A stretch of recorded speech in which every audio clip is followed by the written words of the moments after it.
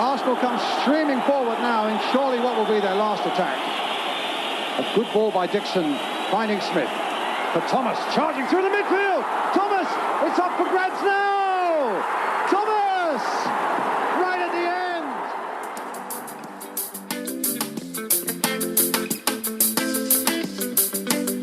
end. Cut it out. Just hit record. I have hit record. Oh, okay. Jesus Christ. We've hit rock bottom already. I'm out of practice. It's been like a week and a half. Hello and welcome to Gooners in the USA. Mike, how the bloody hell are you this morning? I have woken up like just charged fully out of aroused. A cannon. I'm fully aroused. I'm like charged out of a cannon, which is appropriate, given that this is an Arsenal podcast, and we're doing something a little different today. We are doing a little something different. We, or I should say I have been pushing to do this. And we are, do you want to explain it or do you want me to explain it? Or should we both explain it at the same time? Well, I'll not go with the last option because that'll just be annoying AF. But yeah, this was your idea, and as usual, I'm begrudgingly going along with it, but giving 150% to the idea. 2% thus far. Well, like the fact that you've showed up is the other 148 is going to be done in the next 90 minutes, and while this is something new, this is something that's not new. So, oh God, if that tells you anything. All right, what are we doing here? So we are potting live during the first Emirates Cup match against Benfica. We are going to, pod with an outline, but also kind of watch the match, and if anything fun happens, it could be shambolic and no one ever hears this. It could be awesome, and we keep winning awards. Of course, if no one ever hears this, you didn't need to just say no one ever will ever hear this. I think people will hear it because we're consummate professionals. And, and everything we touch turns to gold. By the way, this is the just about the 1-year anniversary of the first time you and I watched a game together. It is. It's pretty much the first time we ever met in LA at the Chivas game. So actually, everything happens right. Chivas, yeah, master of pronunciation, Andy Rhodes. 100%, it's pronounced Chivas. So first of all. Such a big game today. Mm-hmm. So I'm sure you stood in your closet for 10, 15 minutes deciding what to go with outfit-wise. So what does Andrew Rhodes of Denver, the Gooner in Denver, wear for a game of this magnitude? Mike, that's a really wonderful question, and I'm really glad you asked. I'm actually wearing Why, thank you, my friend. I'm actually wearing our blue kit from... Man, I don't know the season. It's the dark blue with the pinstripes, the blue pinstripes. Ah, yes, I do remember that one. I'm trying to look it up right now for the year. I can tell you, I don't know what year it was, but I can picture Andre Arshavin in that jersey, so it must have been sometime during that time. Yeah, and it's a Nike blue kit as well. All the volume Nike just started. Yep. So yeah, I mean it's and what's the rest of your full kit? It's the 2009-2010. I just picked up a picture of Theo on the interwebs. Did your computer break? Cesc Fabregas was wearing it too, and he was the captain. And then I'm just wearing a pair of Puma shorts, which pretty much woke up out of bed wearing. So that's you're mixing together the manufacturers, which is dangerous. It's like crossing the streams. Everyone has always said you never cross manufacturers. No, I mean Ghostbusters should have taught you that. I am sporting for the second time ever my new pink Lacazette third jersey, which today no one is seeing, but on Monday night millions and millions of people around the world got to see. Unfortunately, they did. As I did another. Wait, hold on. Millions and millions of virgins. Yes. See you. Yes, there were a lot of cherries that were yet to have been popped. Watching me wear that jersey, but yep, I did it again. Another Virgin Fest, but so I've got that on. But for the special game, I am wearing assless chaps. Good for you. I mean, that's part of a full kit, and crotchless panties, because you don't want to wear panties with a crotch on it when you have assless chaps on. No, so you do not. we will be tweeting out pictures of my, of my outfit later on. Okay, good. So we got a kind of a weird lineup this morning, as they're actually showing the lineup on screen. Not necessarily what people who have been aching to see this team play in person for the season might have wanted to have seen, but Ospina in goal, Holding, Mertesacker, and Seed Kolasinet in the back. Seed. His massive amounts of seed. What do you Fuck. And then Kokelin and Cock and Xhaka are reunited, and Great. it feels so good. What do you think? Because there's never any holes with the Cock and Xhaka involved. Yeah, no, they clearly proved to Arsene that they are, the first choice pairing in the middle of the field together. So fairly experienced back five. I don't think we have to worry about Benfica carving us open. But then we got your boy Nelson on the right wing. Yeah, he was impressive in Asia. It's a great opportunity for him to put himself in the market window for maybe a loan. I don't see him outside of the Carling Cup playing much, but what a great opportunity, because I think he impressed a lot of fans. Hey, Mike, what's going on with these kits? Are these training kits? I mean, what's going on? They're fucking hideous. That is what I was thinking. This is the away kit for this season. It's blue. I have to be honest with you. I like it, but I don't like it as our second kit. It looks like training kits. It does look like a training kit. It reminds me a little bit of every training top we've ever worn, and I think you had text in that text group that we're in where a million or you get a million texts every morning I wake up, but you said I'm not going to spend it's called a WhatsApp group, $100 on that kit, Yeah, it looks like a few years ago when I got into this fitness routine, I bought like 5 or 6 training kits from Arsenal.com. They were like $30, $35 each. They accepted all of my sweat and fluids like they should, but and I don't fit in any of them anymore either. But the look is the same, and there's no question that they're probably charging. Over here it's $110 for a customized version. I think they're like 80, 85 pounds. And if that's the case, I don't think they're going to sell that well. I do like the colors though. I mean, I'm not so traditional. Oh, it's got to be red. It's got to be yellow for away. I like the yellow away jersey, but I don't know. This works for me, but not as a full kit. Wanker. Completely agree. And maybe it'll be one of those that I purchase, halfway through next season when the kit is 70% off. Hey, Mike, just real quick, I can't see your screen. It's all white. Well, that's weird. So can you try and refresh it? Yeah. Thanks. Yeah, definitely not going to be purchasing that anytime soon. However, I do love that black and pink kit, and super, super stoked about that one. And I think I might pick it up when I'm over there in August. Yeah, you should. That way you actually get to see, what size will fit you at your current state of health improvement that you're going through. How is your low-carb diet going, Mike?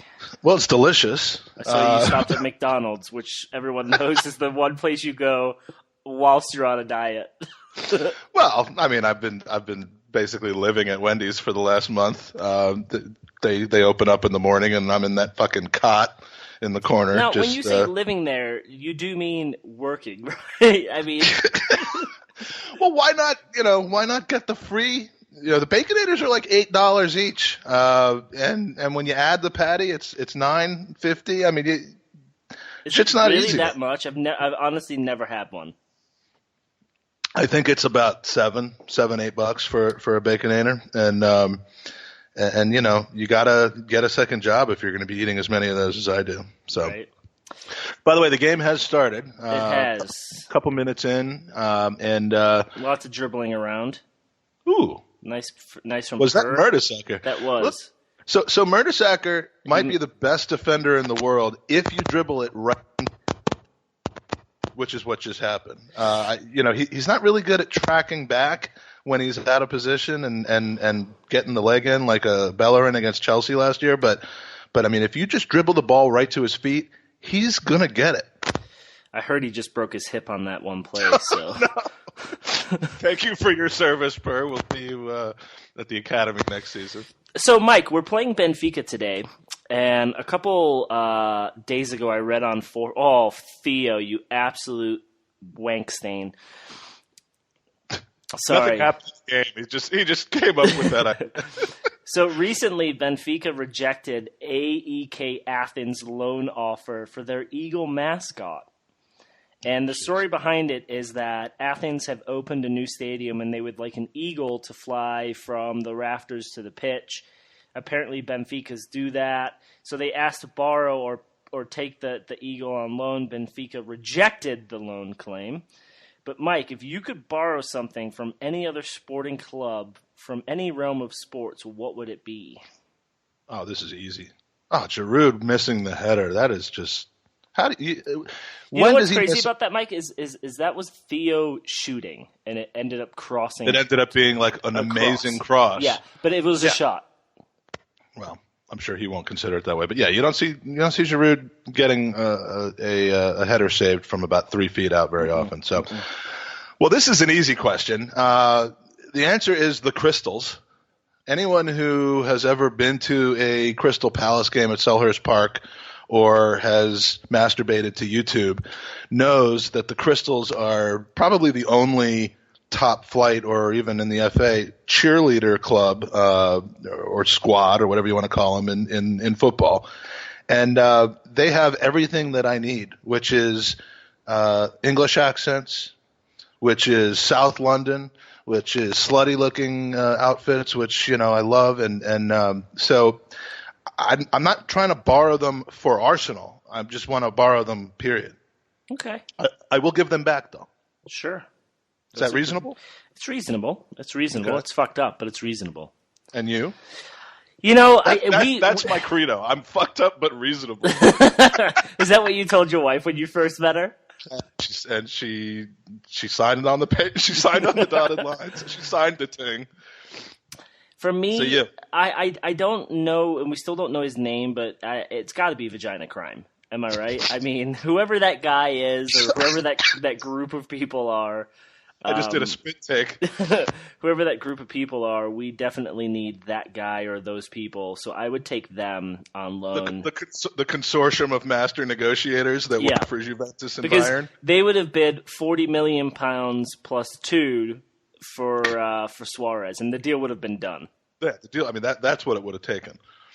So actually, if we had Vagina Crime working for us, and if you don't know what the hell we're talking about, listen to last week's podcast. But we would have gotten Suarez for $20 million because we would have gotten him to agitate his way out of Liverpool and say, "Forget my release clause. I'm going to Arsenal." So very true. Yeah, Vagina Crime is definitely that's probably a better answer than mine because it would improve everyone's Arsenal experience a lot more than me in bed with 9 women would. I mean, it would improve my experience, but hey, would it improve theirs? No, it would basically destroy their lives. But did I mention I'm happily married? By the way, you are. We just talked about how. No, I entrapped my wife 22 years ago, and now there's no choice. Big Purr stepping up again. Oh, that's what Coughlin's doing, driving forward and then passes it 10 yards behind Seed. That is so that's not changing then. He's apparently our number 10, Coughlin. Yeah. We have a number 10 who was yet to break their.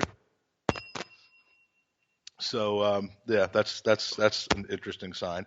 Maybe we're putting him in the show window so that somebody can take him, but we know Arsene loves him too much. Yeah.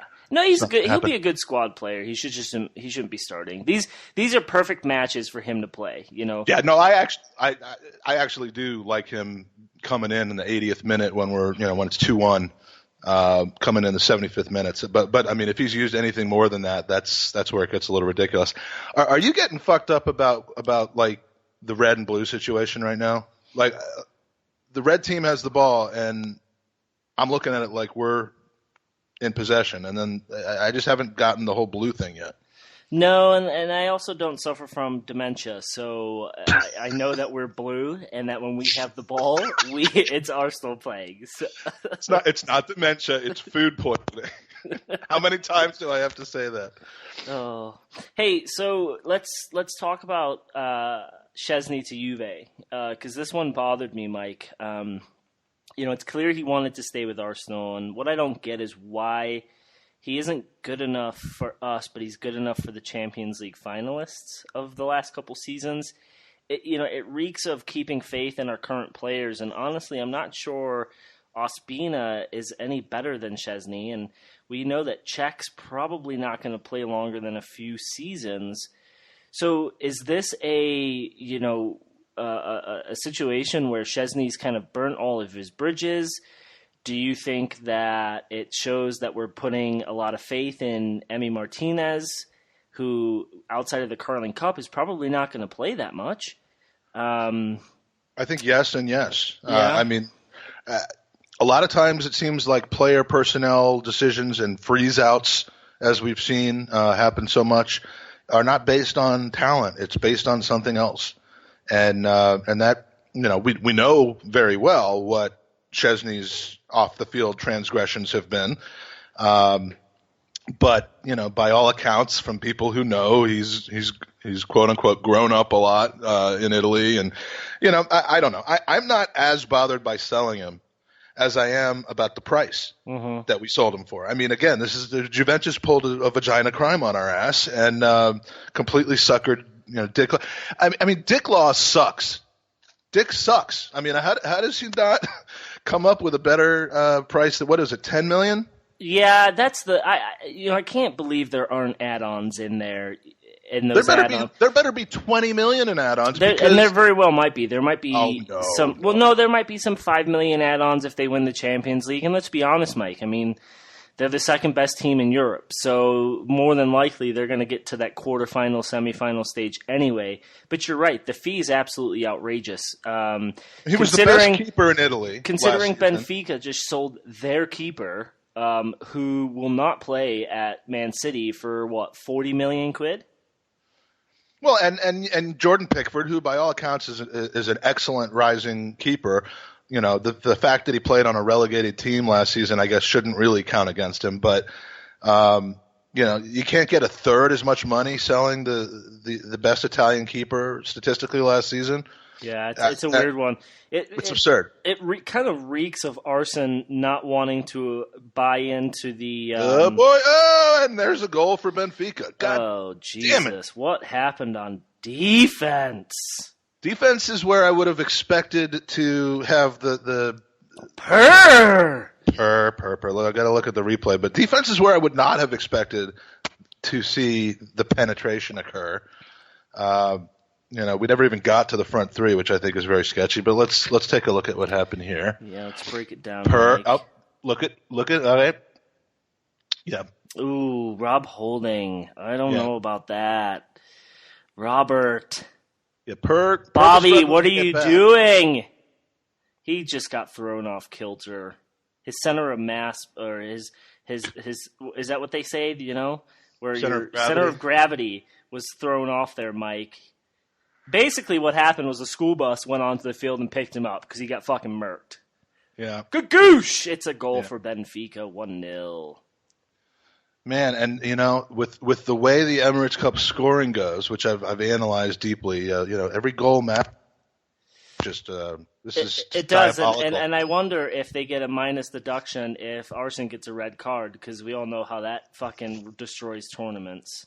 Well, yeah, you know how that just you are the authority on red cards, so I would expect you to understand, to explain that. So my cousin Sam, who is an Everton supporter, is coming to the Arsenal Leicester match with me in August, the season opener, and so he listened to our pod to kind of prepare. He doesn't hate Arsenal, but he's not an Arsenal supporter. And he listened to our pod to prepare for the Yes, game? he did, which was mistake number one. But he listened to that and then texted me and said, "You are a disgrace to our family name." And the only text I could respond was, "Please don't tell Granddad." Well, we could start. This is going to sound wrong, but we could start our own family, kind of more of a cult situation. We're not procreating in the traditional way, Andy, so don't get excited. But if you lose your family and I lose mine, we'll start a Gooner family, a GiT family. A GiT family. So back to the Szczesny deal, because I was going to kind of comment that I feel like the low transfer fee was because, and you kind of see it from us a lot. In my opinion, it appears that Arsene doesn't want to play into the hiked up prices that we see everywhere else. So he refuses to sell. I mean, what was Juventus saying 16? And we said no. That's kind of a little bit more than I think a goalkeeper should go for. Have him for 10. Right. I don't know. Isn't it strange? It's like, we could have easily said to them, hey, the asking price is 20 million. Okay, which is still lower than Pickford, which is still lower than that Ederson for City by quite a margin. Oh, it went through, dude. He nutmegged 2 guys with that shot. He nutmegged Holding and then Mertesacker. He went 5. Oh, he went 10. Purr was just standing. He went 10 hole there. Well, if Purr was standing with anything less than his legs, like a. I'm trying to make a cricket reference, and that's ridiculous. So, I mean, he just completely. You'd have to block the wicket, and his legs were just wide open, and he went 10 hole for that shot. That's actually pretty impressive. Yeah, I feel unintentional. Unintentional. Yeah, totally. But I feel bad for Ospina because you almost want to say that with 2 defenders in front. That was a beautiful play by Nelson, by the way. Someone should have been on the end of that cross. But Ospina obviously doesn't see that coming. But anyway, Mike, back to the Szczesny thing really fast. Do you feel like Arsene does that? I mean, we sell Henry for $16 million. We could have gotten probably double for Cesc Fabregas if we really wanted it, right? Do we not sell players for a lot less money than we should because he believes the market's inflated? No, I cannot believe that he would be so stubborn about the economics of football that he would intentionally sell players for less than they're worth. I mean, he's presumably has an economy background, so even if he's going to draw a hard line on player purchases and what the value is and not pay overinflated prices, you'd be a fool in business to make a point of trying to hold value down on the sales side. I mean, I just think it's incompetence. As far as we don't prop up the value of our players, we destroy them and then sell them for scraps. It seems that every player we get rid of, and I see it happening now with Debuchy, or struggle to get rid of. It's happening with Debuchy. It's happening with a few other players. They're at their all-time low, and people know we don't want to keep them. And so they just pick them off like they're on sale, and we have no leverage. Whereas with all these other players, the players that we're trying to purchase, Lamar, Seri, presumably, and all the players that Man City wants to purchase, these players are still wanted and coveted by their teams. And so Man City has to come in and pay $52 million for Mendy just to preempt any thought that Monaco might have had about trying to play tough. And that's the deal. Right. So we lose on the buying side and we lose on the selling side. Yeah, it sucks. It's a vagina crime, man. Completely agree with you, Mike. Completely agree with you. The amount of abuse that Ospina is getting on Twitter right now. Over the goal? Yeah. See, I don't have the ability that you have to watch the game, talk to you, and go on Twitter and look at stuff. I mean, you are just a monster of media. So so tell me then, that goal was not his fault as far as I can tell. I mean, I know nothing about actual football, but you can't be to blame when the ball goes through 2 legs of 2 players on the way to you. Seriously. As a keeper, are you offended by this? I'm not offended by it, but it's just like just some people. It's just who's abusing him. Let's call out. Well, buddy, we know. let's just say we don't know relationships with other people that are our friends, but you have quite an obsession with this individual's. Yeah, exactly. So we'll just leave it at that. I got you. It's not really an obsession.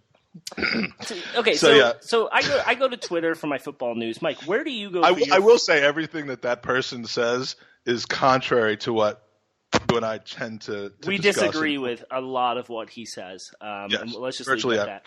So I go to Twitter for my football news nowadays, and it used to be back in the day that you would go to Sky Sports for anything that's going, but I feel like that level of journalism is now on par with the Mirror and the Sun. Where do you go for your football news, Mike? We love the Mirror. No, we don't. We love some people at the Mirror.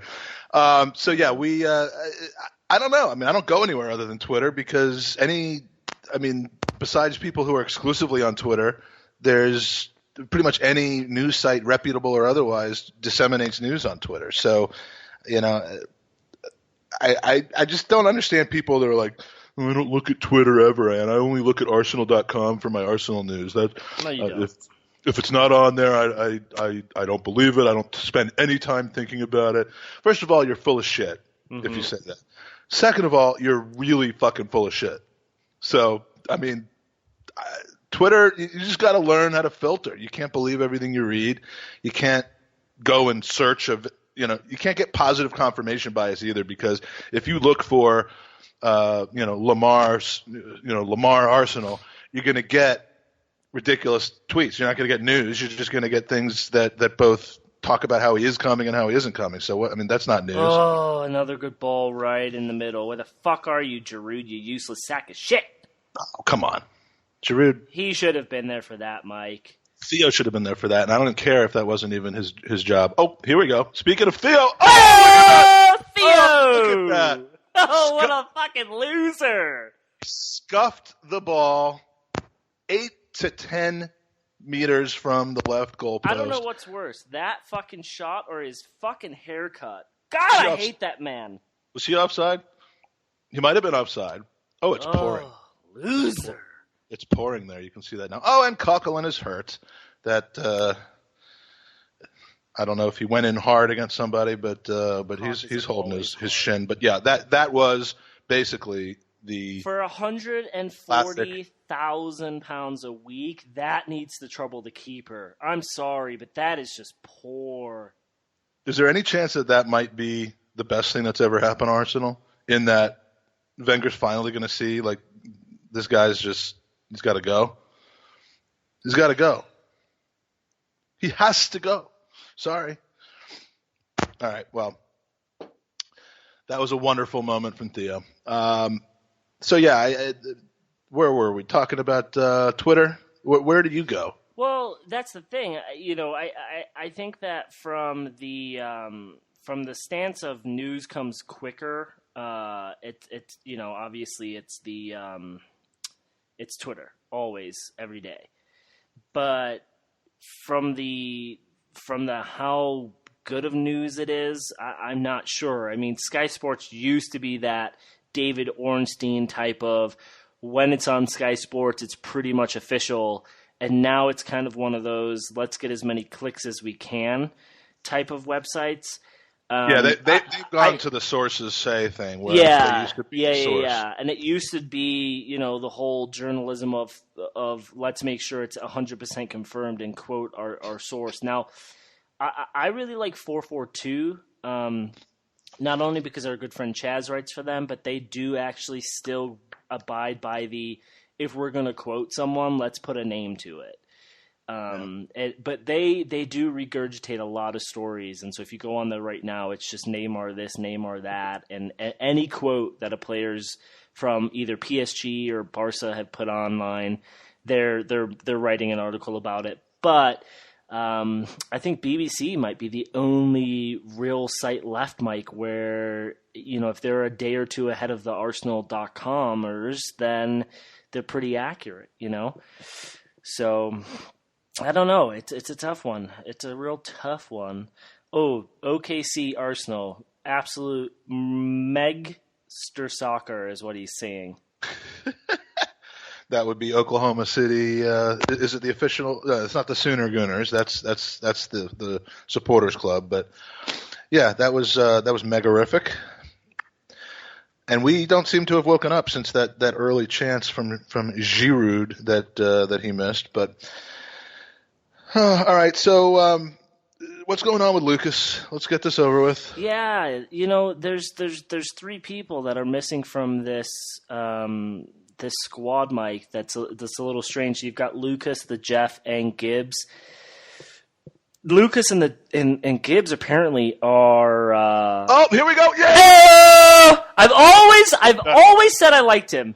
Yes, he is just stone cold in front of the goal. That Theo, man. I mean, if you get him the ball in that position, he's not going to pull it wide. He's going to make it. Always said I've loved him. Actually, let's give the full credit of that to the assister who, look at that work from Kolasinac. Oh, that's beautiful. That's beautiful assist work. I mean, Theo, to be fair, all he had to do was just get any part of his body on it and it was going to go in. But Kolasinac showing strengths, power, determination, and skill. Yeah, no, that was a really nice. Like, he fought off two players, got around the back of one player. It could have been a cheeky push. What the keeper was doing for Benfica, I have no idea. Yes, that was a bit of a cheeky push there. But to credit where credit's due, it's a good finish because he had a crowd to put that in the back of the net. But back to Perez, the Jeff, and Gibbs. It's a weird one because we've seen kind of what's come out in the press from Perez Lucas's finished agent. That better. And the Lucas situation makes sense because apparently, his number was ripped from him without him knowing. Blah blah blah. His agents. We're going to talk about that. For a move. But the Gibbo one is weird that he's not in the squad and he's training alone because we apparently turned down a £10 million offer for him last week. And so it doesn't make sense.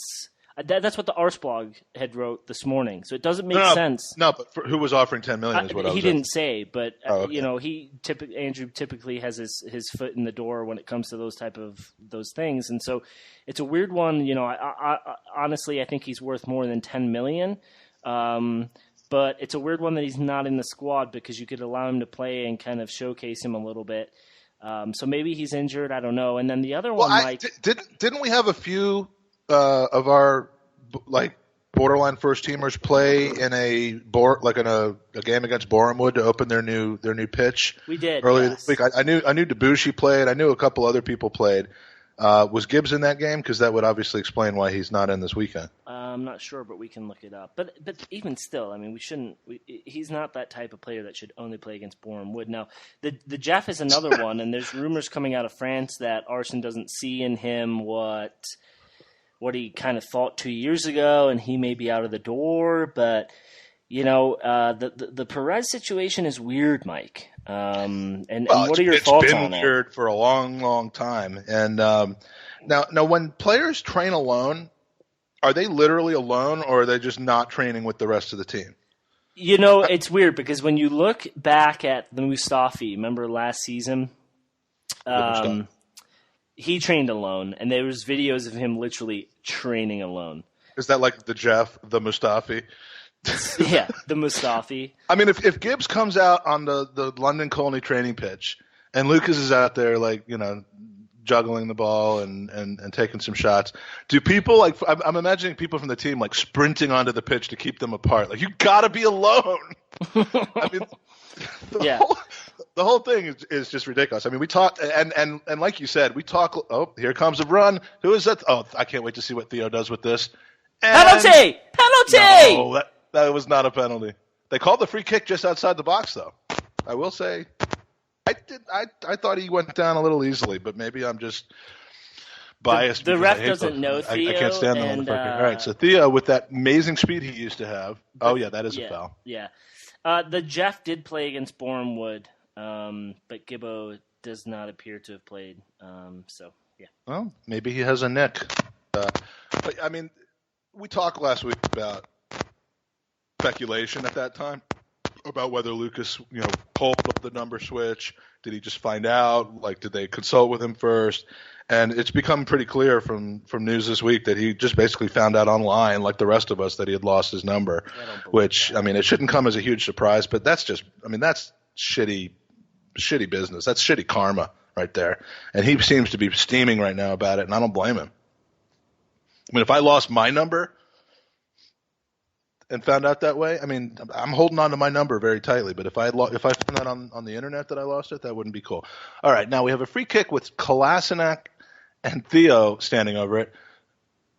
Yep, it was pretty certain Theo was going to take it, and it goes right into the wall. So Theo back to sucking. Theo's Walcott, back. The roller coaster of emotions. Theo's back. Guess who's back?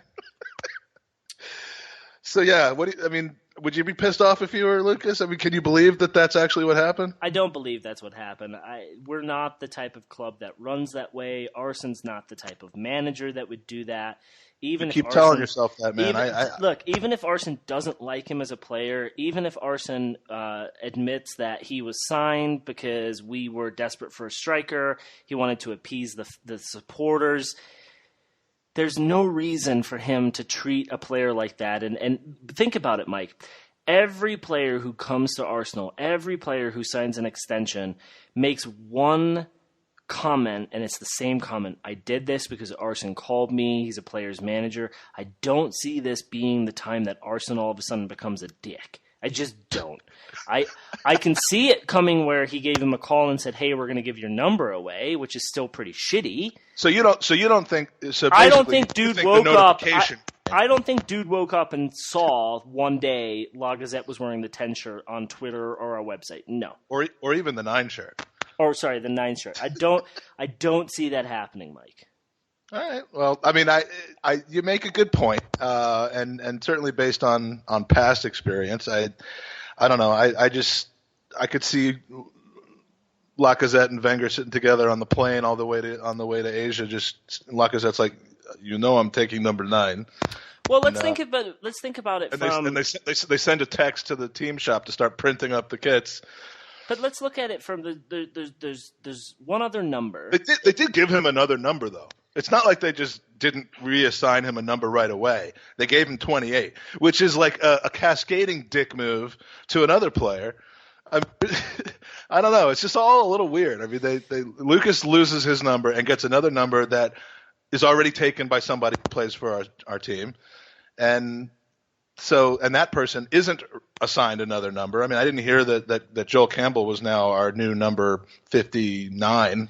Well, but hold on. So when you leave on loan, you relinquish your number. No, you don't. Yes, you do. You do.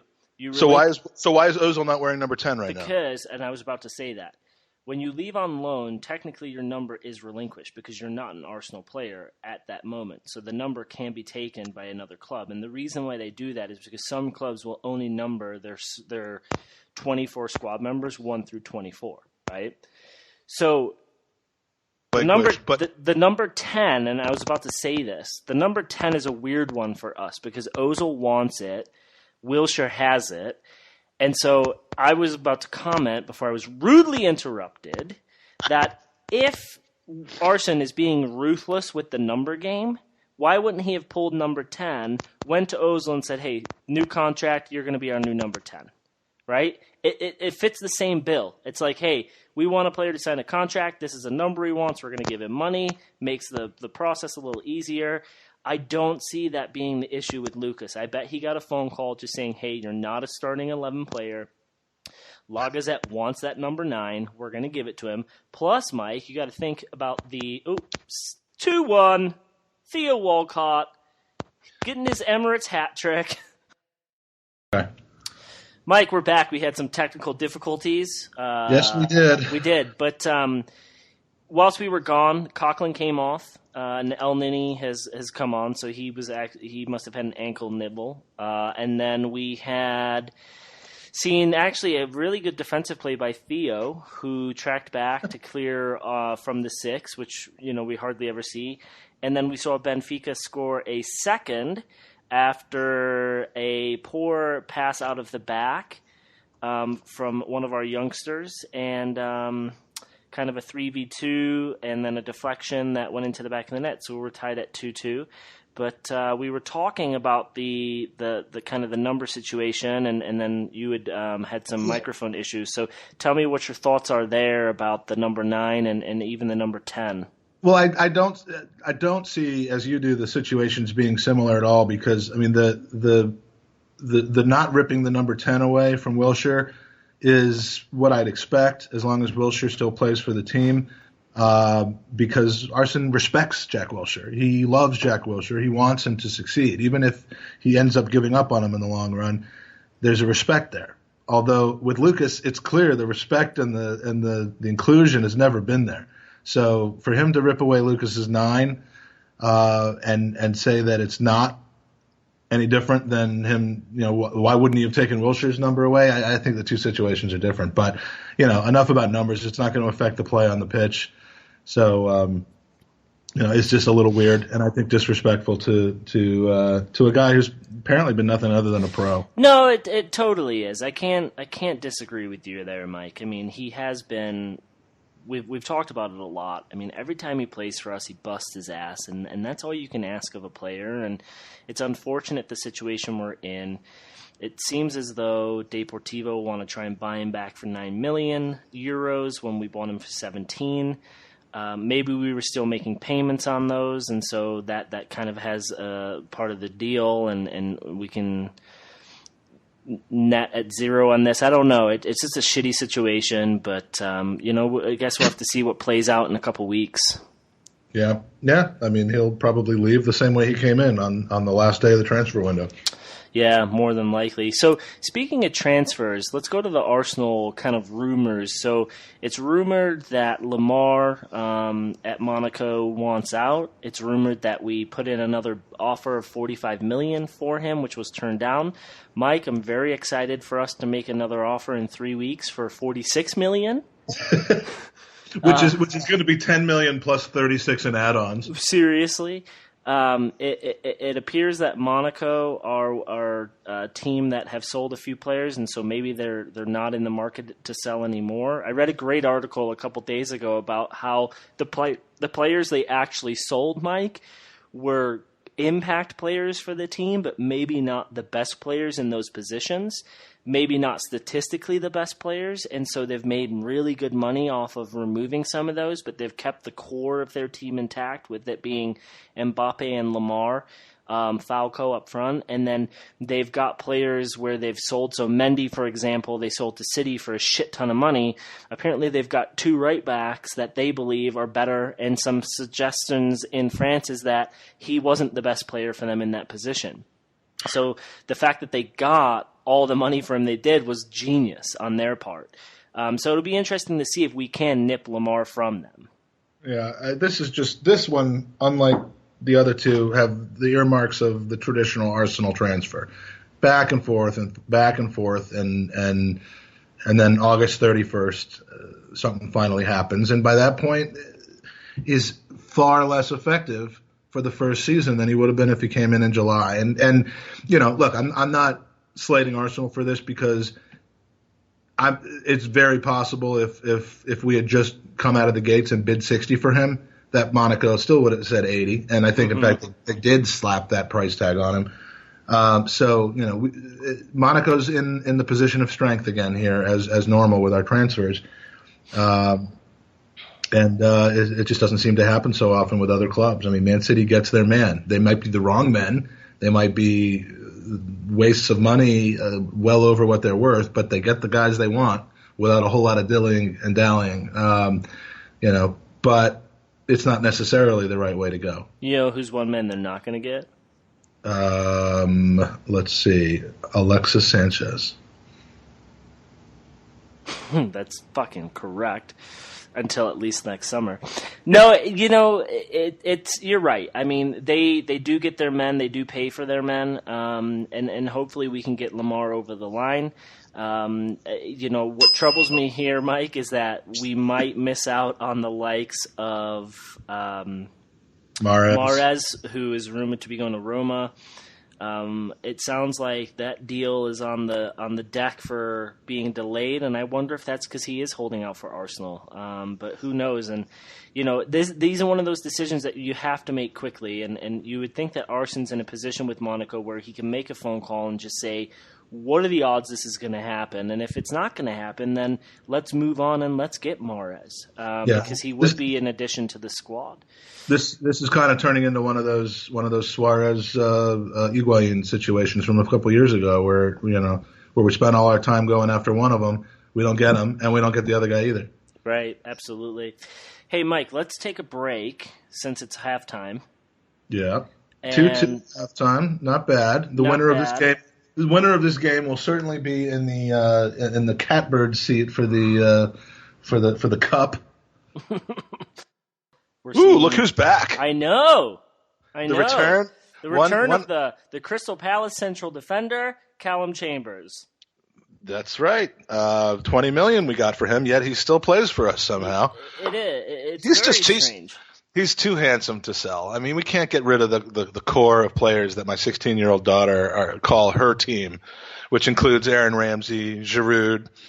Giroud's a little too much of a man for my daughter. I this is going down a really disturbing path. All right, so the game has started. So it looks like there was only the one change that we saw with Callum. Who did he come in for?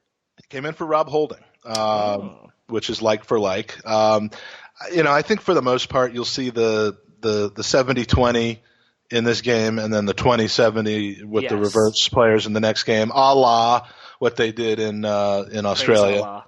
Yeah, a la. Praise be. We're a non-denominational podcast. So yeah, I would expect to see. Rude, you donkey. I would expect to see like a full-sale line change in the second half. Although El Neni did come in, of course, for Coquelin, but that was injury-based. It was injury-based. It would be, we're desperate to have center backs, and so I don't see why we would sell Chambers, especially since he's English. He is young. He had a great season last season at Middlesbrough. He played really well for England during the European Championships. I think it was under 21s. Doesn't make sense. Or was it under 20? So it doesn't make sense that we would sell him at this point anyway. You ultimately want to say to him, hey, come back into the squad, fight for a position in that back three. And essentially, if we are playing a back three, you need center backs back there. And I'm sorry, but the El Nini experience is not going to be good enough. It's not. Yeah. He's not a center back. Love El Nini, don't get me wrong, but as a center back, no way, Jose. I'm fine selling Chambers as long as he's going out the door to make room for Van Dijk. But I would prefer, we buy Van Dijk, we have Chambers fight because Per is retiring next season, So there it is. But Mike, let's go back to the transfer musings. We were talking about Lamar. So apparently I am the worst at pronouncing names. I know that. So how do you pronounce this guy's name? You're right up there with Danny, I think. Is it Siri or is it Cersei? I don't know. You know what? We should ask? Chris? We should ask Siri. Who's that dude that plays for Nice? Hey, Siri? I was about to do the same thing. Nice from Siri. What? Hey, Alexa. Who's that dude, Siri, that plays for Nice? I don't know that. So apparently you are in the same situation as Alexa. All right, so I think it's pronounced Sari, but or Sari. I'm going with Sari. Sari was come up. Yeah. Sari is so Chris. That by the way probably meant absolutely nothing to the people that are listening, but there was a tantalizing cross that was just saved by the Benfica goaltender. So Sari, Cersei, whatever the fuck his name is. There's been news circulating for a couple weeks. Chris, who is the ABW host and the host of the Football Hipsters, put up on Twitter, and I trust him actually more than a lot of people, that we did put in a bid close to his buyout clause that was upfront and then money for different scenarios. But it sounds as though, Mike, He is being used for their Champions League qualifiers against Ajax, and they want him to be able to play in those before they make a decision if they're going to sell. And I don't know if that's a decision by him saying, if we make the Champions League, I'm not leaving, or if that's the club saying we just need one of our better players to get through these 2 matches. I've never heard of the kid up until a couple weeks ago when everyone wanted to say that he was going to sign for us. So I just assume he's as good as Messi. Yeah, obviously. I mean, and when you say you trust Chris, I mean, would you leave him alone with your wife for a week? Is it that kind of trust, or is it just only about football? I would leave him alone with my wife, yes, because she is also named Chris. Oh, that's true. And they spell it the same way. They do spell it the same way. And so I can't see it happening. She likes good hair and bed sheets too. Very All true. Right, enough of that. I can't say I saw one Nice game last season. It's pronounced nice. Oh, okay. You douchebag. Of course it's pronounced nice. But I mean, you have to trust people like Chris, who watch a fucking shitload of European club football, and they all say this guy's legit. So I don't know about the whole Messi thing, but yeah, sure, let's grab him, let's take him, let's get Van Dijk, let's get 2 more Lacazettes and Mahrez and who's that guy? The Lamar guy. I mean, let's just get him. Come on. Yeah, why not? I mean, and then we become Arsenal City. Yeah. No, you know what though? I mean, if we do get a Lamar Mahrez, if we do get a Cersei kind of a player, that's a great transfer window for us. And if we can put a center back in there at the same time, awesome. I doubt it's going to be Van Dijk, but we'll see what happens, Mike. No. You know what's great is this time last year we were in California. We had no idea who we were signing except for the musings about Mustafi. And now it's like we're linked with 4 or 5 different players, and we haven't even started on Benzema yet. Oh well, we're not. That ship has sailed. I hope. No, it's never a transfer until Lamar and the dude from Portugal. Oh, it's a through ball, and it's in the net. I told you he would score. They're appealing. They're appealing. I told you he would score a hat trick. I told you he would score a hat trick. He's done enough to secure Xhaka his. Got that. Was it Xhaka? Yeah, I think Xhaka got that one. Let's take a second look because a second look. A goal has been scored. It is now 3-2. All right, cross from Maitland-Niles comes back. A beautiful through ball from Chambers. No, that was Xhaka, and then it was Theo who scored it. Oh well, it was an own goal. They won't call it an own goal, but Theo put it in off. They might call that an own goal. By the way, can I just say that Theo, was that a cross or a shot? Because it was going well off of goal. All right, Theo was trying to cross it. He was trying to cross it to Giroud. And the defender put it in the net. Yep. So I don't know if they'll call that a Theo hat trick or an own goal. It's the Emirates Cup, Mike. They're going to call it a Theo hat trick. They don't have the dubious goals panel? No, they don't. Oh, it's called an own goal. It's called an own goal. Oh. Fuck you, Theo. Oh, man. By the way, I have to say the evolution of this Theo thing, I've certainly had my concerns, but I've never hated the man. I'm just completely playing off of your hate for him. Look, here turning it into. I'm tweeting on behalf of the podcast as though I were speaking your voice because that's because we're as one. Let's be real.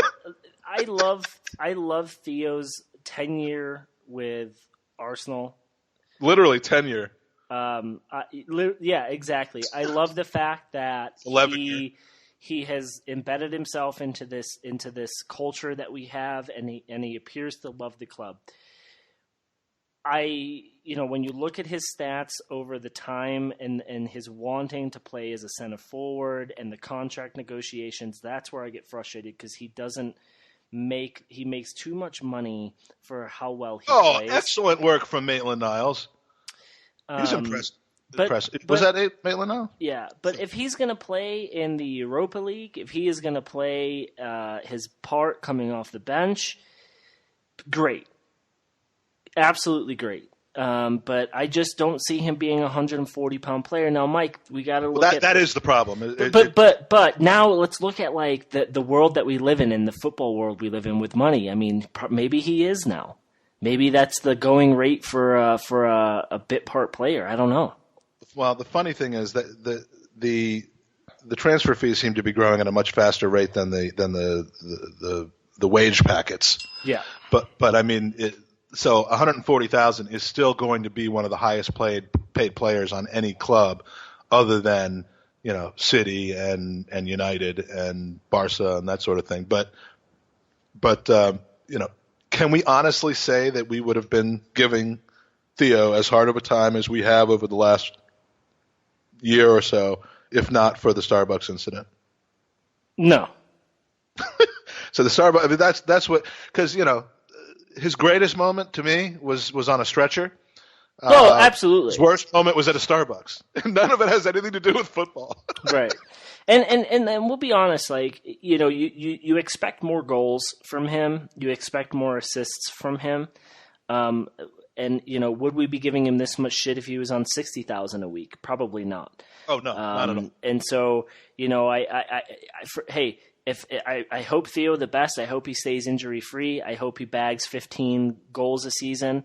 I hope he bags 10 assists. I mean, that would be truly a wonderful season for him. And let's hope it happens, right? And, we joke around a lot and we get angry at him. And I think the anger is kind of real. But he is a player who loves this club and he's been here for 10 years. He deserves a testimonial and I'm sure he'll get one. But at the end of the day, the output. Look at us, because he has 2.5. Well, goals no, and today, it's not bro. just that. I'm just No, I know, and I mean the funny thing about it is, ooh, good ball. Nice.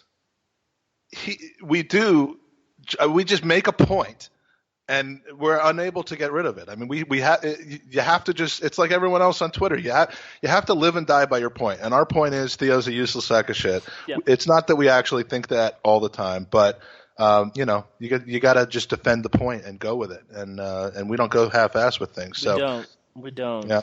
You know who didn't go half-ass with things? West Ham.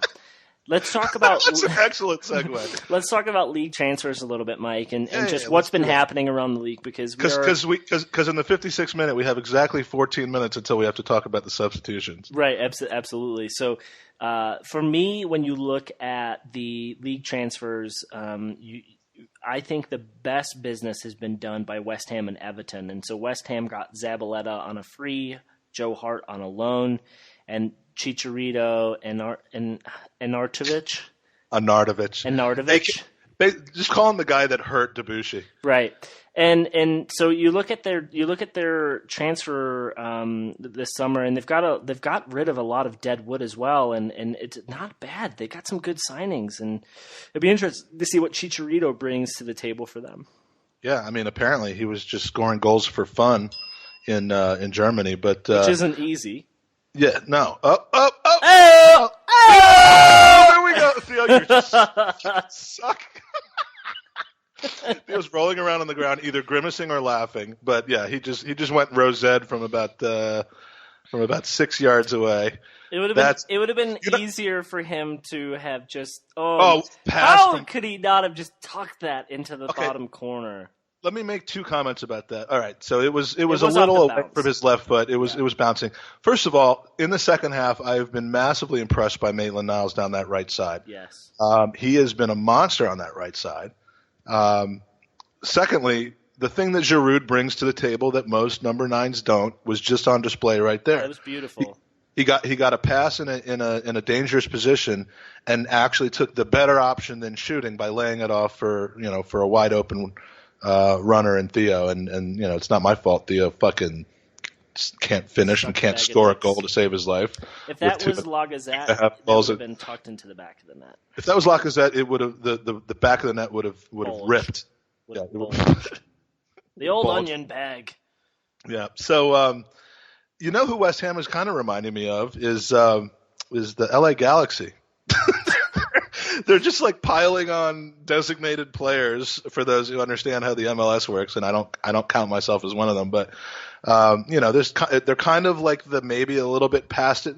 Maybe Arnautovic isn't in that category, but the guys on the downside of their careers that are gonna probably look good for a few seasons, and they're certainly assembling a squad that should do better than they did last season when they were in danger of getting relegated for a little while. Well, I think they've lacked that upfront presence, and they have Andy Carroll, but he can't stay healthy, and so they've added some good striking core, and Chicharito, I think, has a point to prove in the Premier League, and he's a good player. I mean, I know a lot of Americans don't like him because he's Mexican and the whole rivalry, but I think that's a good signing. I think that might be one of the better signings of the summer.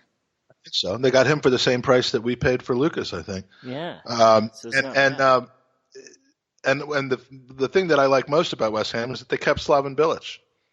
They did, and I think that's good. I think, unless I've missed something. I think he's still he's still their manager, and you got to give him the first year in their stadium has been tough. I know that they've been trying to alleviate the symptoms of poor fandom there, with the fans being so far away from the pitch, and it's not poor fandom, it's poor stewarding and design. I mean, we talked about this after I was in London in November, but I went and watched a game there with Stoke and West Ham, and you could see front and center what the problems were there. There is no home field advantage whatsoever there.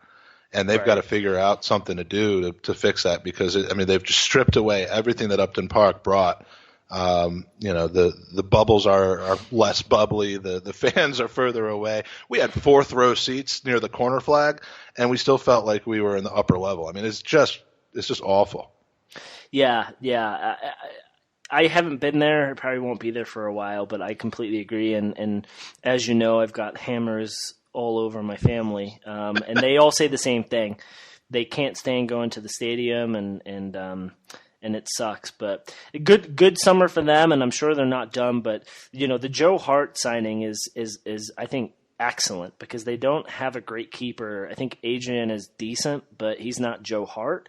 No, that guy would have howlers all the time. Yeah, and I said to my dad actually just yesterday, I said, there's no shame in taking the England number 1 on loan. And he was like, that's absolutely an amazing signing for them. And hopefully Hart will end up there, because I don't want to see him bouncing around from club to club on loan.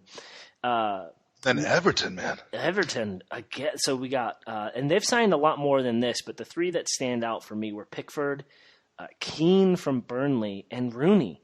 And so 3 English players, great signings. They're in Europe, so they're obviously looking to add depth. But here's a team that spent the Lukaku money pretty well.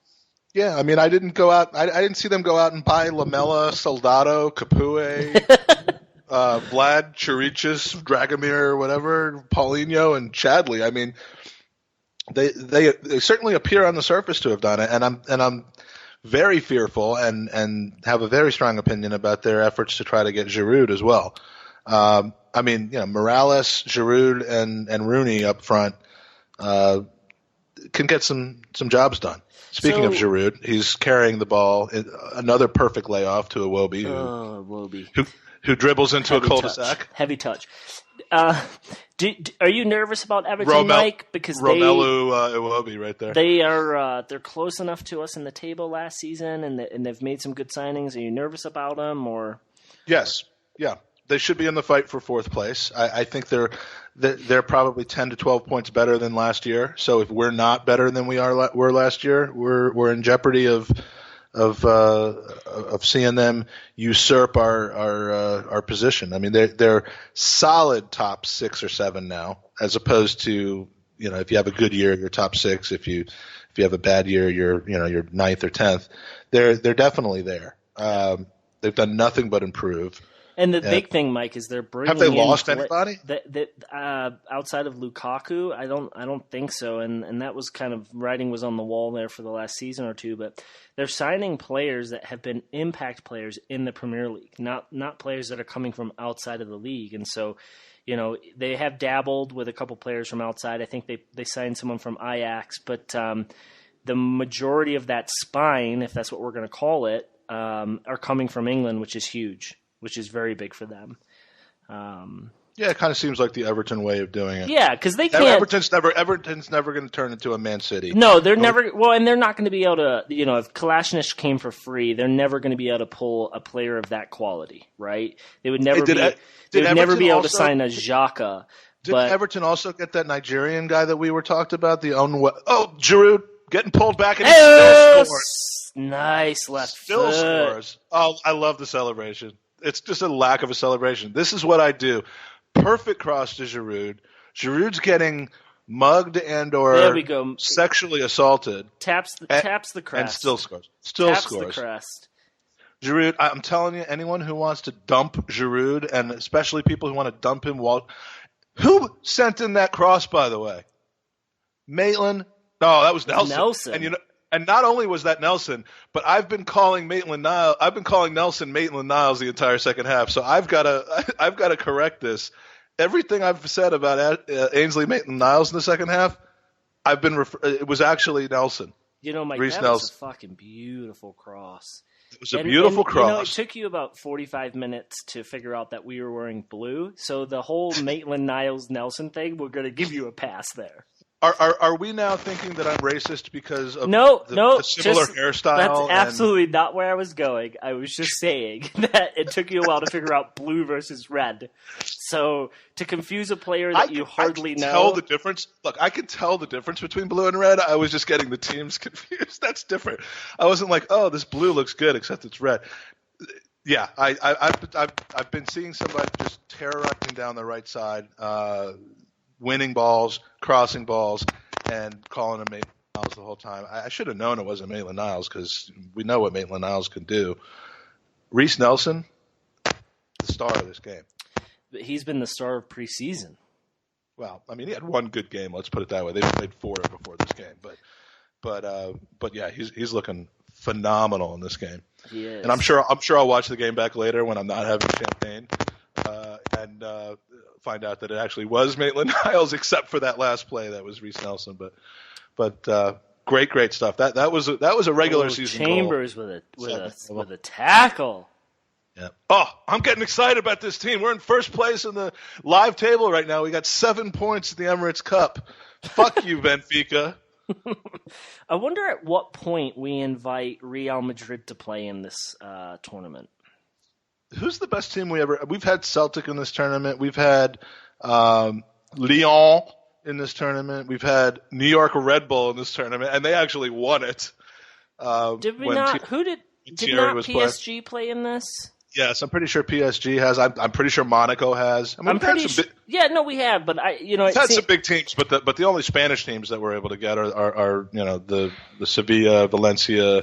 Well, Celta I just wonder Vigo. if we get Real Madrid because of the whole Emirates thing, because it appears that we always have one other team with Fly Emirates on their shirt. So, it would work, except Real Madrid at this time of year is playing 7 games a week in the U.S., getting right? $90 million for each game. So no shit.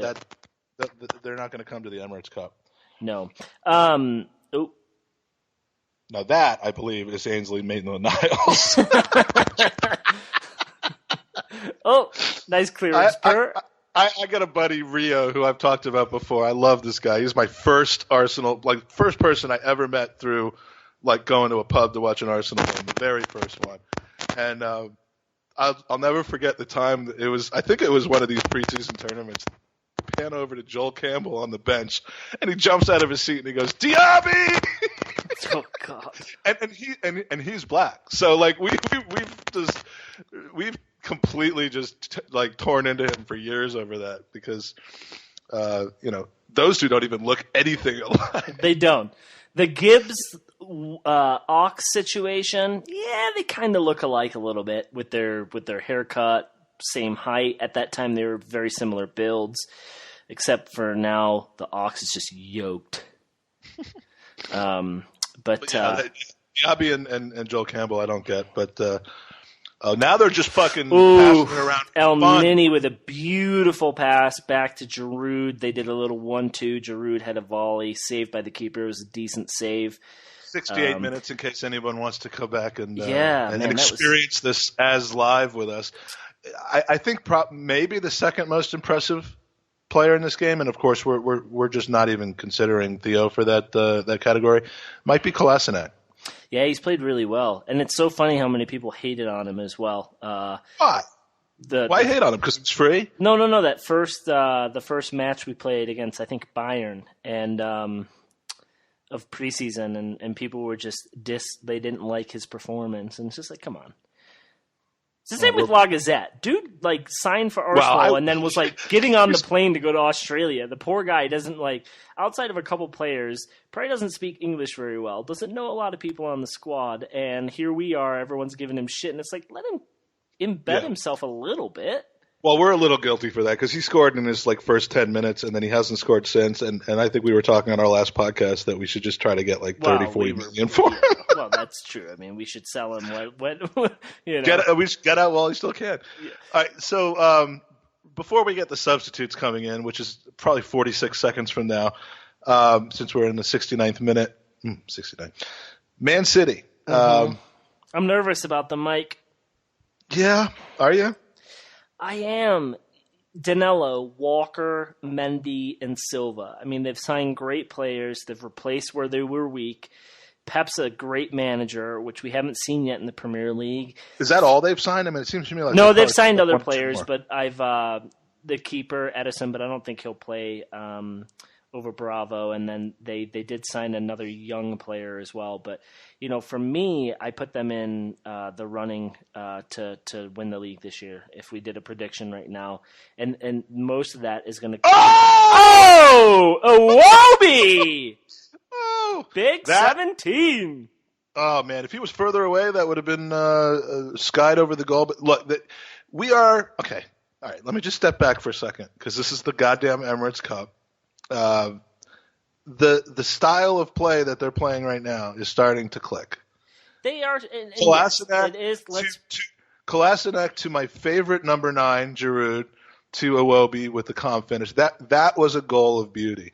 And again, it's another beautiful layoff by Giroud. And look, I know how ridiculous it is to get excited about this, and I'm not saying we're going to. John Horlick, I'm not saying we're going to win the league because of this. He's been being a Grinch all John preseason. Doesn't even listen to our podcasts. Oh, I think you'd be surprised, but he listens to it 4 times. Well, let's see if he is listening to it by seeing if he listens to it. If you know what I'm saying.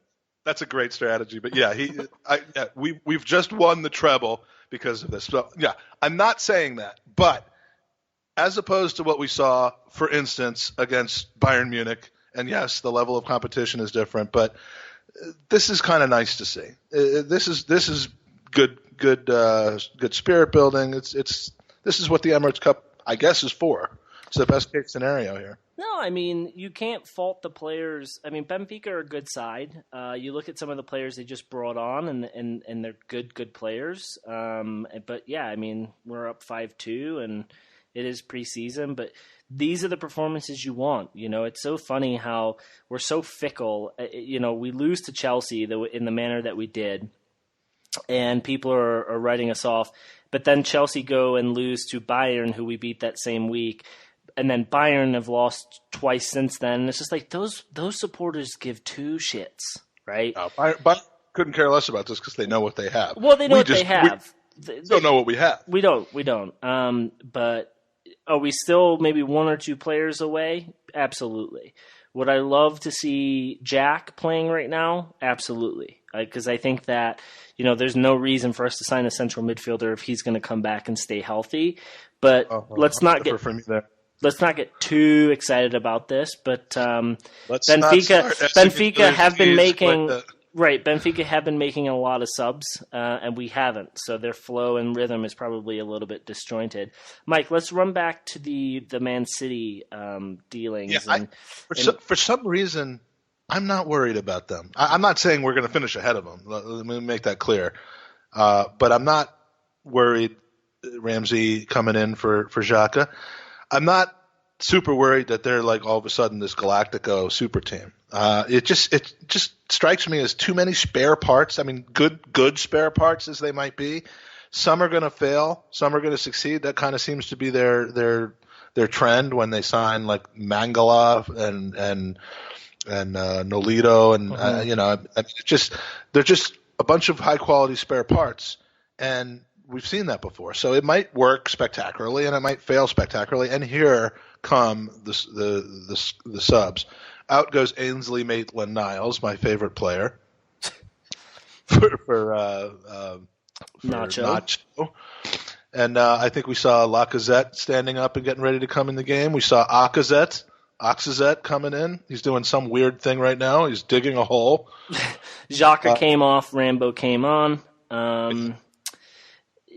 Yeah, so we're seeing subs. We don't need to delve too much into that. But it's nice to see Chambo, though. I would love to see Chamberlain score and see whether he makes some sort of not because I like to read into things. See whether he kisses the badge, touches the badge, or takes a dump right on the corner. Well, you can believe. Oh, Theo's coming out. You can believe in the nose. You can take it for what it's worth. A lot of people that are usually right about transfer dealings and contracts are saying that a lot of what's happening with the Ox is by his agent and not necessarily from him. And you just saw it with Verratti this summer, where his agent was speaking on behalf of him, which seemed to be not exactly what Verratti was thinking. So I think we see the Ox sign a new deal, and I really hope that's the case because I do want to get a Chambo kit, the pink one. Yeah, I have a Chambo from a couple years ago. Actually, I got it right before the New York summer trip. Nice, because I love the guy, and I hope he doesn't leave. He just came in the game for a like for like substitution for Reece Nelson, who if I have another couple glasses of champagne, I might buy a Reece Nelson kit. So please stop me, because I am so impressed with what he did today. I can't even tell you. But no, he's looked really good. I've been impressed with him too. So you're not threatened from Man City. For me, I'm threatened about it, but I think it could also go spectacularly wrong. I think this is Pep's season to have to make a difference. If he doesn't pull a championship or a cup, he will be gone. I think he knows that. He's put the right players in place. He has filled weaknesses that they have had. I'll tell you what, Mike. The press have come out recently, or Pep came out and said they don't have any money to buy any players. What? Because he was referring to him wanting a center back, and then he made the comment, "We don't have the money to pay for a center back." So how is this whole Alexis thing happening? So Man City is now saying that they're out of money. Well, transfers. Look how much money they've spent. I'm sure they could spend more, but doesn't financial fair play exist? Is that or no? Is that I don't think it does. Yeah. I honestly didn't they get rid of that? I hope they did. I thought that they did. I don't know. But it really didn't actually mean anything anyway. I mean, the one thing I've learned about in the last few months is that apparently there's some sort of wage cap situation in relation to last year, but then that whole wage cap situation is mitigated by how much outside non-TV money you bring in, and as we know, Man City can fucking make themselves a $2 trillion loan and call it player development money or whatever they want to call it, and get away with it, and somehow we can't because Puma pays us $249.61 a year to have their names, to manufacture our jerseys. Well, I think what happens is the owners of Man City buy a company, and that company gives Man City a big sponsorship, and that's where like the financial fair play gray area is. So yeah, it's interesting. We did see Mesut come on, but I haven't seen him actually touch the ball yet. Lazy ass motherfucker. Yeah, we should sell him too. Yeah, that seems to be. You just get a sense that he's going to sign. And I don't know why. It's because he came out in it's because he came out in Asia and said, "I want to sign," and yeah, I'm comfortable but then why hasn't it happened? Like I don't understand. Because Dick Law is an idiot, right? I mean, whoever does our transfer dealings seems to be lackadaisical, and there hasn't been a fire lit. We should have gotten all these players signed last summer. You I know? mean, I know that there's pros and cons to to timing and there's leverage and there's maybe Ozil's re-signed contract is going to be somewhat subjective based on what transfers we make and what as far as wages are concerned. So maybe that's why it hasn't been done yet. But I just don't understand why these things take so long. I don't either. It seems like other clubs get them done and dusted very quickly. It is very strange. Speaking of Ozil, his beautiful ability to run into 4 players and lose the ball. We were talking about financial fair play, Mike, and so let's go to one of the biggest transfers that could happen this summer. Neymar to PSG. This is ridiculous. It is ridiculous, but it hasn't been squashed yet by player, by club. So something's not only happening. that, but apparently he had a strop and stormed off the pitch in training, and I mean there is a lot of fuel being added to this fire. There is, and I'm sorry, but if PSG do sign Neymar, more than likely Verratti goes the other direction, right? But couldn't they afford Sanchez on top of it? Because it seems like the 2 clubs that have been linked with Sanchez the most, we're now discussing as saying that they're buying all these players and they shouldn't be able to purchase any more because of financial fair play. But the Neymar to PSG thing is huge because it kind of puts Barcelona in a weird situation. And I tweeted a couple weeks ago about, is this, or right when this news came out, is this because they're starting to get investigations in Spain and they've fucked up with this transfer? I mean, what's going on there? I don't know. I mean, if Barcelona can get £200 million for Neymar, and they still have Suarez, and they still have Messi, and those aren't the only 2 good players that play for Barcelona. And especially if they get a Verratti type, as a make weight, which again, these make weight things never actually happen. But I mean, Neymar's not dispensable and he's not average, but they're able to survive without him. And I mean, you get $200 million for Neymar and spend $80 million for Lewandowski. You're not that much worse off, except for the £120 million you've just pocketed. I mean, I don't think this is a negative for Barcelona if they sell him. Frankly, I'm not overly convinced. Okay, Giroud is limping, but he's calling for a sub. He's fine. This happens all the time, by the way. He grabs his back, he rolls around. Yeah, continue your train of thought, Mike. I don't know that selling Neymar is really a sign of things going wrong with Barcelona. I think it's a sign of PSG getting pretty desperate, having lost the league last year. But isn't Neymar in that category of Messi and Ronaldo, world class, game changer? I don't think so.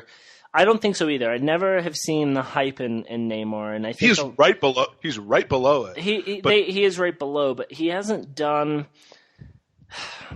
It's hard to say this because it's Neymar and everyone's going to fucking freak out, but he hasn't done enough to show me, both at international and club level, that he is going to be the next Ronaldo or Messi. And now maybe he feels like he's living in the shadow of Messi.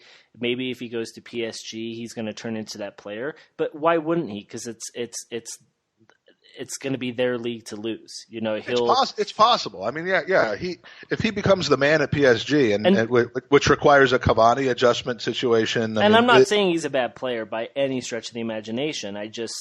No, he's probably one of the best 10 players in the world. Oh, but he's in top 5 easily. There's top 2, and then there's probably another group of 5 that are well below that. And he's in that group. He's in that group, probably with Nelson. With Nelson. He's in that group probably with guys like Lewandowski, maybe at this point Aubameyang. As far as attacking players, let's take Well, then you got to throw, but then you got to throw if you're Suarez. Then you got to throw Lacazette in there because of the way that I wouldn't put him in Mike, that. Statistically, he is just below Ronaldo and Messi for goals scored in top 5 leagues, and so you got Lacazette is tier 3. You cannot put Aubameyang in that conversation and not put Lacazette in there as well. If you're looking at the impact that he's had had goals per game, his statistics. You're looking at numbers. You're looking at two-dimensional numbers. Well, how are you not looking at that? Should be the impact on everything, right? Statistically, because Andy, this is how I look at football. I have this, the situation when I watch a game. I see the level of impact. I get a feeling. It burns through my entire loin. I have one loin apparently. And, I'm able to make a judgment based on that. I mean, notice how an hour ago I said I knew nothing about football. Now I'm acting like I'm fucking Ray Hudson. That's because you've drank 2 bottles of champagne. I could hear you getting drunker. No, but our next pod's going to be an intervention. I don't put Lacazette in the second tier. I put him in the third tier. The second tier is a fairly limited tier with maybe 10 or 12 players in it. The first tier's got 2. Second tier's got 10 or 12, and then the third tier is massive, and that's where Lacazette fits in. And frankly, fine. That's your. Where do you put Alexis? The second or the third tier? You put him in the first. You put him in the second, then, Mike. Because if you're talking about impact, the only reason that we finished where we did was because of him. I would agree. You put him in that second tier. I'm just saying if you base that grouping off of statistics, if you base that grouping off of impact players have had for their team, the reason why they finished as high as they did was because of Lacazette. But outside of Ronaldo and Messi, and Corentin Tolisso, maybe. Well, no, but I'm trying to act like I know what I'm talking about. Lacazette just touched the ball and he didn't score though, so that completely undermines. We've already discussed that we should be selling him while stocks are high. While we could still get at least $20 million from him because he's not English. What a nice pass to Kolasinac, who has a Lukaku type of touch there. Yes. Oh. Sell Kolasinac. Oh, after that touch. Yeah. I mean, Mike, if we get $1.5 million for him, that's positive, Mike. Profit. That's profit, my friend. Profit. That's an infinite profit there. So it'd be interesting probably on a separate pod to expand this tier 1, tier 2, tier 3 thing. Because there could be a lot of debate over that, but let's move on. There always will be. There always will be, but we can agree to disagree on that. We have been asked by one person to do a fantasy Premier League. I fucking hate when people go on Twitter and they're like, "I've been asked by a lot of people to do this." It's like, show me the proof that more than one person's asked. So we were asked by one listener to do a fantasy Premier League. And Mike thinks that we should do the first 10 people get in and have it be a real VIP experience. It's like the champagne room. I think the problem you get bottle service. You get everything. I think handball. I think the problem with doing a Premier League fantasy is everyone pays attention the first 2 weeks and then everyone stops except for that one nerd who keeps going and then they win. So. If I have time, I'll set something up because I know Mike hates fantasy.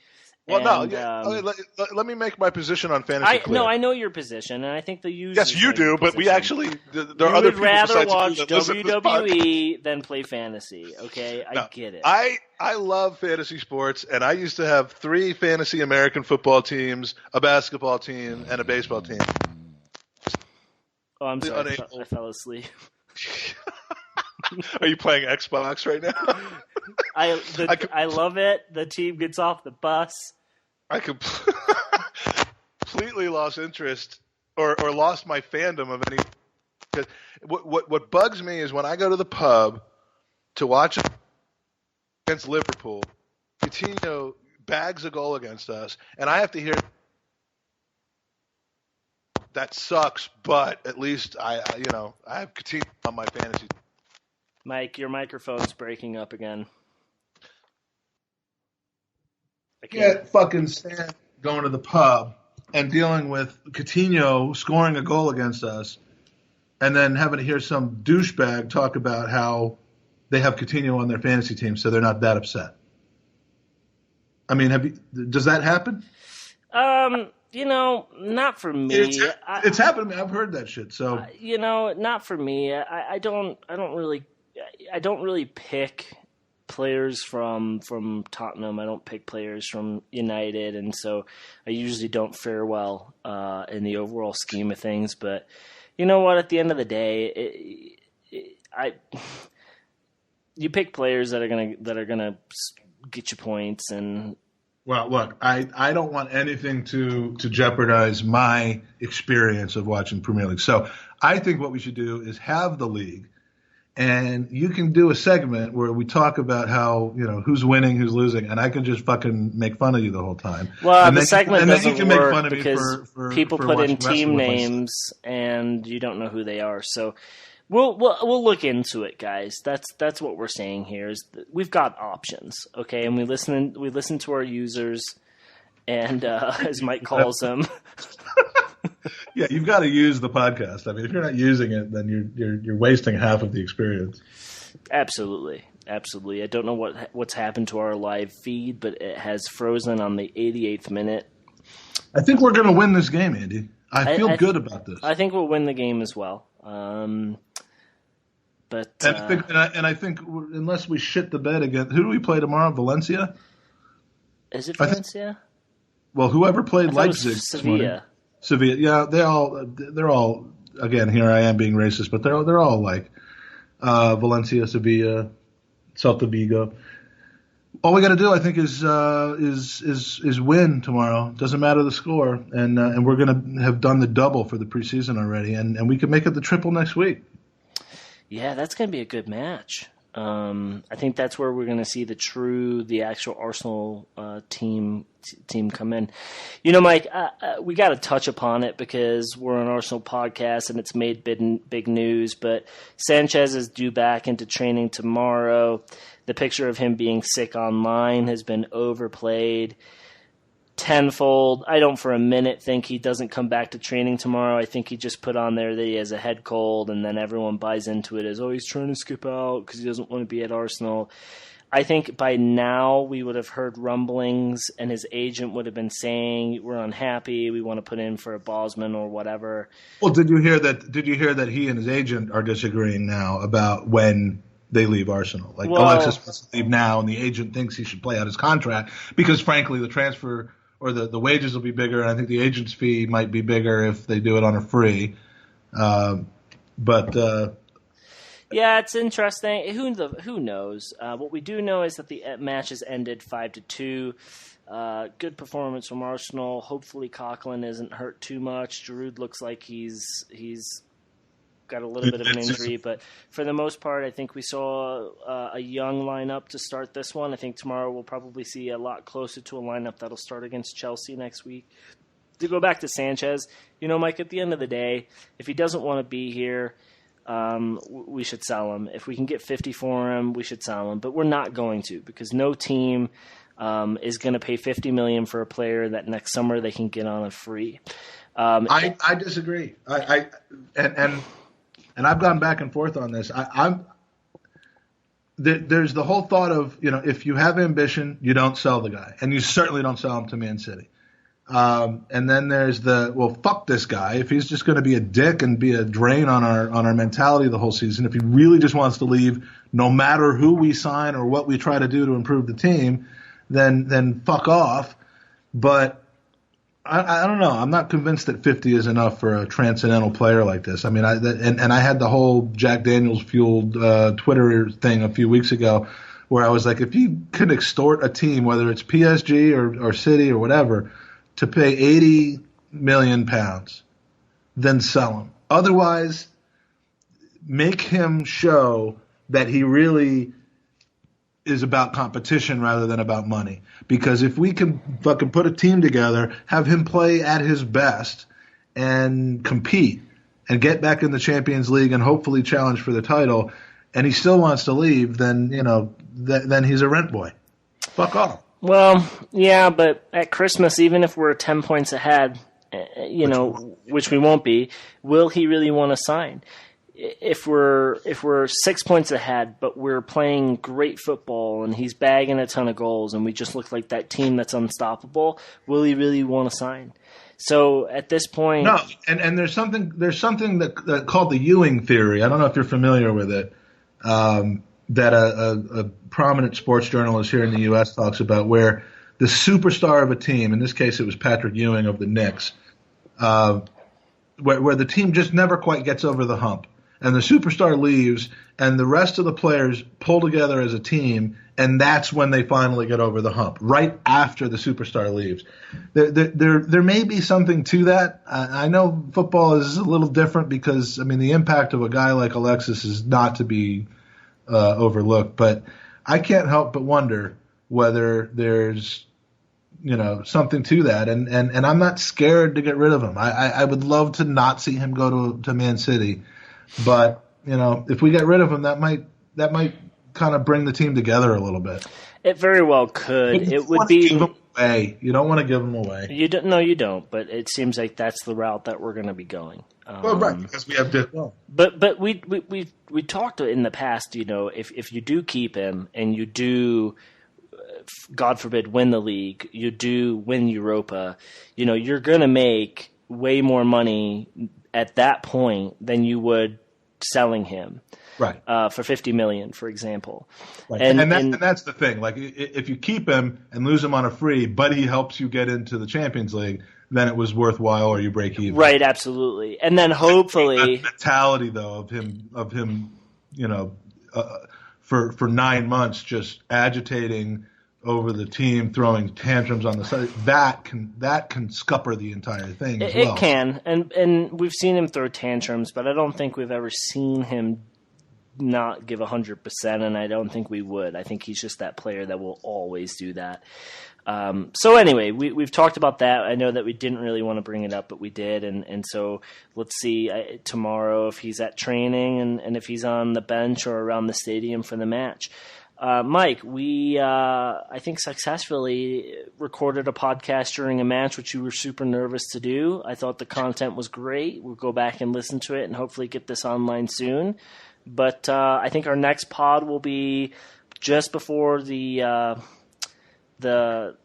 community. Is it community or charity? I think it's community, right? Community Shield. It used to be charity, and then apparently they decided that charities weren't good, and now it's the Community Shield. But yeah, our scheduling. You're headed over to London. Tell me about that. I am. I leave next week Monday, taking the little guy over to meet the whole family. I will be in London for a few days to enjoy the city. I am going to be attending the Leicester match, which I'm super excited about. Get to meet up with Tom, Lee, Ola, some of the other folks that we've met over the year doing the pod. So I'm super excited about that. And yeah, that's pretty much the game plan. Otherwise, just going to be doing the whole London sightseeing thing with the family.